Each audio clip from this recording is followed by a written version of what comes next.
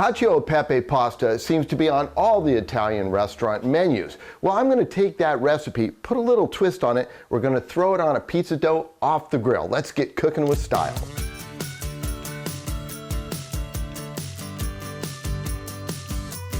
So you can buy pizza dough at a variety of different places, businesses, restaurants. This one's partially pounded out, but I just want to show you a technique that I was taught a long time ago.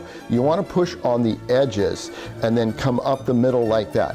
Give it a twist around the edges and then back up the middle. Then use the palms of your hands, and we're adding a little bit of flour each and every time.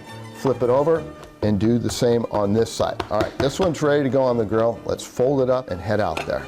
So the first thing we're going to do is get these lemon slices ready. I've got a little bit of oil on top of them, and then just a nice douse of kosher salt. And then I've got my grill on fire. We're going to set these oil side down, and we're going to char them. This is only going to take like maybe a minute.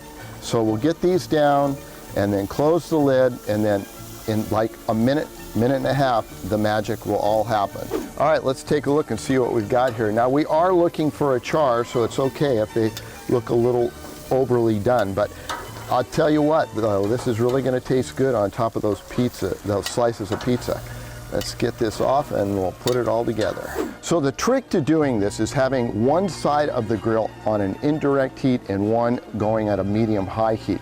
I'm oiling one side of our pizza dough, and then I'm going to take just a little bit of this kosher salt and sprinkle it over, and then we're just going to take it and we're going to gently put it on the grill. This is the direct heat side. It might take a little bit of work to get it in the right position, and don't worry if it's not perfect.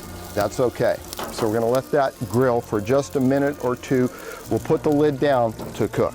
All right, let's take a look. You see these little bubbles popping up here? So we're just going to take this and give it a little turn, because the back part of my grill is a little bit hotter. All right, let's get a little bit of oil on this back side before we give it a flip here. That way it'll add the flavor of the olive oil. And to this, we're going to give it a flip. That looks good, yeah? So while this is grilling just a little bit here, what I'm going to do is I'm going to take a little bit of olive oil, and if you have a specialty olive oil, now would be the time to use it, because obviously we're doing something quite special here. Put that there, and then I'm going to mix my two cheeses. I've got some Parmesan and I've got some Fontina.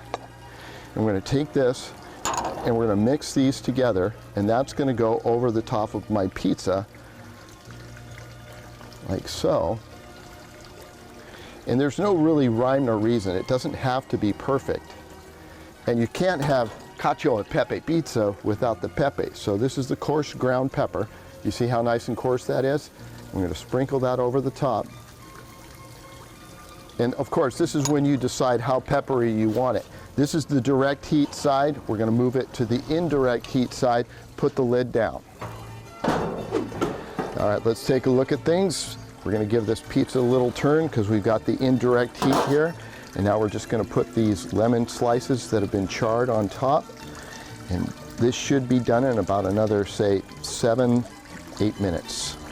All right, things looking good here. We're going to use a cookie sheet for a pizza pan there. So hot off the grill, let's get this served up. If you have a pizza cutter, these are great. I have one from my old days in the pizza kitchens. There we go. If you have a knife, that'll work obviously just as well. And we're going to take this, get it on our plate like so. And just a little bit of this Italian parsley at the very end. The heat from the pizza will help the oils come out in that parsley. Wow, this looks really good. So instead of a Pepe pasta, how about a Cacio e Pepe pizza? Well, there it is, right off the grill. If you'd like this recipe and all the ones we're doing here on Cooking with Styles, you can go to cbs8.com. Enjoy.